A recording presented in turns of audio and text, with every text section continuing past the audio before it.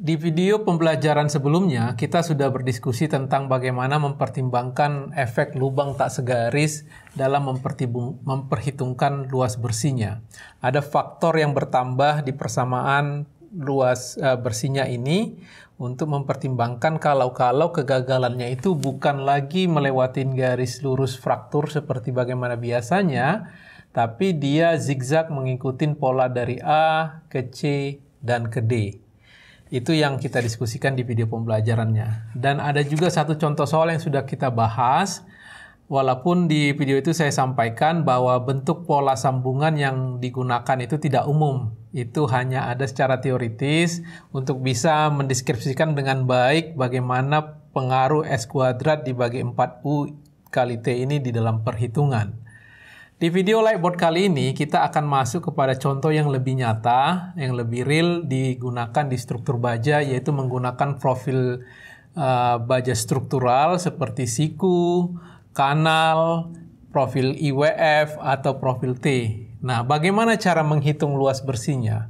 Khususnya nanti fokus bagaimana mempertimbangkan faktor penambah yang ada di akhir persamaan luas bersih ini. Ya, kita mulai dari profil kanal. Ini satu alat peraga yang sudah saya persiapkan. Ini adalah plat badan sebuah profil kanal yang disambung menggunakan 4 baut seperti begini. Di sini memang belum terlihat adanya susunan zigzag, tapi di sayapnya ini, sayap atas, sebelah atas ini, maupun sayap sebelah bawah, itu ada dipasang baut juga. Dan bila kita flip sayap atas dan sayap badannya ini satu bidang, itu terlihat ada zigzag antara lubang ini dengan lubang yang ini, ya. Itu yang akan menjadi fokus diskusi kita di video Lightboard kali ini.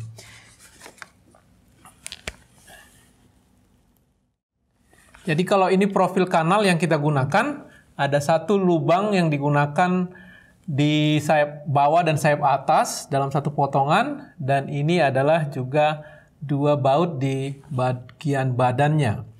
Dan diskusinya adalah bagaimana kita menghitung luas penampang bersih di profil kanal ini.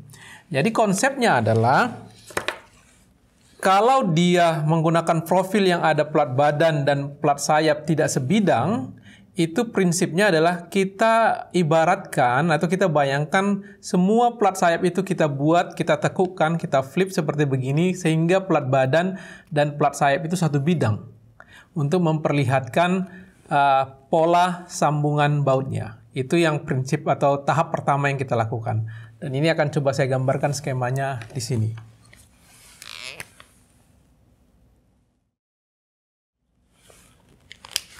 Oke, jadi ini yang saya gambarkan ini, yang bagian bawah ini adalah sayap bawah, ya, ini sayap atas, yang ini plat badan. Nah, di soal ini atau di diskusi ini ibaratkan susunan bautnya adalah seperti demikian. Nah, perhitungan N-nya bagaimana untuk ini? Jadi itu yang akan kita diskusikan. Misalkan berarti kita harus, kalau misalkan ini batang tariknya, ini adalah batang tariknya, kemudian dia ditarik dengan menggunakan beban ultimate, dan dia mengalami pola keruntuhannya bagaimana? Jadi kemungkinan pertama adalah dia putus mengikuti garis lurus seperti begini. Itu pola yang pertama, dan itu tidak terlihat adanya zigzag di situ. Nah, pola yang kedua bisa saja keruntuhannya adalah seperti begini. Ini pola yang kedua. Nah, diskusi kita saya fokuskan kepada pola yang kedua, karena pola pertama saya yakin kalian sudah tahu menghitung luasan bersihnya, tidak ada komponen ini di dalam perhitungannya, hanya AG kurang NDT saja. Nah, untuk yang kedua, secara khusus saya mau mendiskusikan bagaimana kita menghitung zigzag ini, khususnya zigzag ini. Berapa nilai U-nya terutama? Berapa sih jarak ini ke sini? Ini nilai U-nya berapa? Ya, kalau kita ibaratkan ini nilai jarak ke sini itu adalah ini G, ya. Dan jarak dari sini ke sini G1, mungkin secara natural kalian berarti jarak U itu adalah G tambah G1. Tapi sebenarnya itu tidak sepenuhnya akurat, karena kalau kalian perhatikan di daerah yang di sini, di daerah pojok ini, itu ada areal yang 2 kali dihitung, baik untuk sayap atau badan, sehingga kita harus sedikit mengurangkan dengan lebar atau tebal pelatnya. Kalau ini TW, U yang ini nilainya adalah G tambah G1 dikurangin TW. Ini cara menghitung U-nya. Jadi kalau kita melakukan perhitungan ini, U-nya adalah G tambah G1 dikurang TW. Itu dia untuk profil T. Ini untuk profil kanal, ya. Dan juga sebenarnya untuk profil siku prinsipnya sama saja. Jadi kalau ini tadi profil kanal, dia memiliki 2 sayap yang atas dan bawah, kita flip seperti begini. Kalau dia profil siku hanya ada 1 sayap, ya, profil siku seperti begini. Dia sayap atasnya di flip sehingga menyebabkan seluruh plat itu sebidang. Nah, perhitungan U-nya untuk yang ini adalah G tambah G1 dikurang TW. Demikian juga untuk yang ini. Oke, mudah-mudahan bisa dipahami. Selanjutnya adalah bagaimana untuk profil WF. Ya, saya gambarkan di sini profil WF. Nah, profil WF seperti ini, katakan dia disambung dengan 2 baut di sisi sayapnya, 2 baut di sisi badannya, dan sayap bawahnya juga 2 baut. Pola sambungan seperti ini sering kita temukan bila mana kita menyambung plat 2 WF yang panjangnya kurang. Jadi menyambungkan 2 profil WF untuk mencapai panjang yang kita inginkan, sehingga di keseluruh badan digunakan plat penyambung sayap atas, sayap bawah, dan sayap badan. Nah, untuk WF juga konsepnya sama. Ini alat peraga yang sudah saya siapkan untuk kita bisa memahami konsepnya lebih baik. Jadi misalkan ini adalah plat WF kita, profil WF kita. Terlihat ada plat pada badannya, di sini tampak dari samping. Tidak terlihat ada zigzag sebenarnya. Tapi kalau kita bandingkan dengan susunan konfigurasi yang ada di sayap atas ataupun sayap bawah, itu tidak segaris antara baut yang ada di sayap dengan baut yang ada di badan. Nah, prinsipnya masih sama seperti sebelumnya. Plat sayap itu kita flip, terlebih dahulu kita lipat 2, dia seperti begini, ya, sehingga dia sebadan seluruh platnya, baik yang ada di sayap bawah, sayap atas, dan plat badan. Jadi seolah-olah kita flip seluruh platnya sehingga sebadan seperti begini. Itu yang akan kita coba gambarkan di sini, ya, untuk bisa sebagai ilustrasi.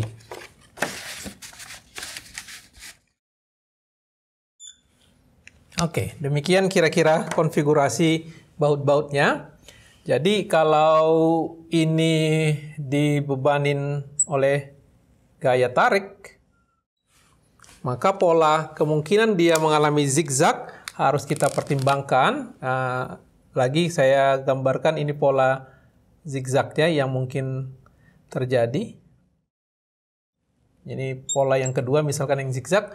Tentunya untuk meyakinkan mana yang terjadi, kita perlu melakukan perhitungan pola zigzag dan pola yang lurus. Ya, ini pola 1. Nah, ini dia. Nah, bagaimana menghitung U-nya secara khusus, ya, U yang jarak antara yang ini dengan yang ini, U-nya ini berapa? Ya.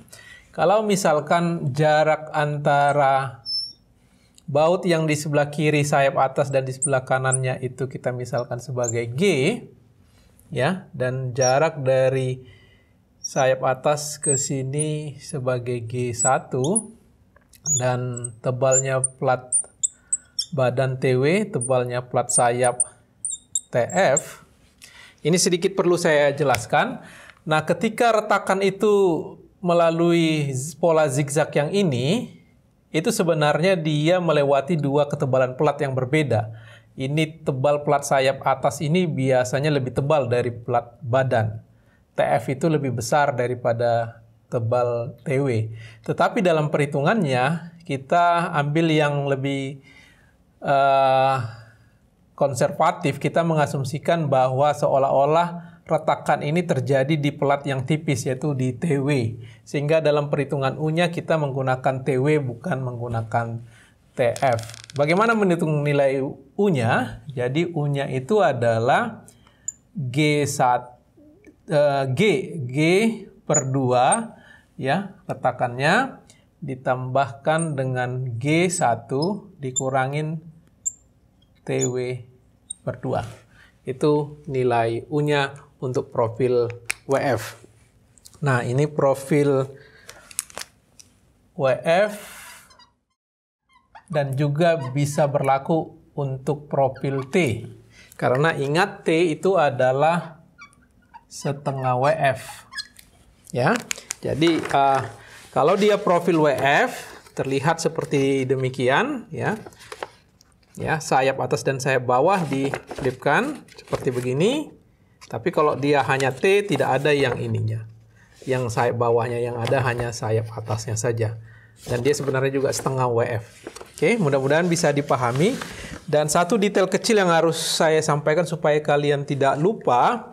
Ketika ini tadi, ingat ini sebenarnya dua sayap, maksudnya dua sisi sayap yang diflipkan. Jadi sebenarnya lubang ini itu dua.